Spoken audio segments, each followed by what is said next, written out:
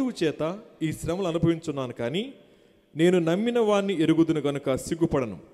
నేను ఆయనకు అప్పగించిన దాన్ని రాబోచున్న ఆ దినం వరకు ఆయన కాపాడగలడని రూఢిగా నమ్ముకొనుచున్నాను అన్నమాట.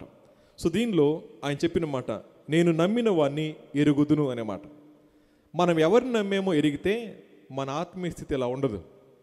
మనం ఎవరిని నమ్మేమో మనం ఎరిగితే మన జీవితంలో రాడికల్ ఫెయిత్ కనపడుతుంది అన్నమాట. రాడికల్ ఫెయిత్ అంటే ఏదో అందరినీ ఎగబడి కొట్టం కాదు, మూలాలు బలంగా ఉంటాయి అని. రాడికల్ అనే పదానికి మూలార్థం ఏంటంటే వేరు అని. వేరు బలంగా ఉంటే ఎదుగుదల బాగుంటుంది అన్నమాట. సో రాడికల్ క్రిస్టియన్ ఫెయిత్ కనబడతా ఉన్నప్పుడు ఆ వ్యక్తిలో మొట్టమొదటి ఉండేది నేను నమ్మిన వాణ్ణి ఎరుగుదును అనే మాట. ఇది మొదటి మాట. రెండో మాట ఏమంటాడో తెలుసా అండి? 2వ అధ్యాయం, అదే తిమోతి పత్రిక 2వ అధ్యాయం మనం చదువుకుంటే ఆయన ఇలా అంటాడు,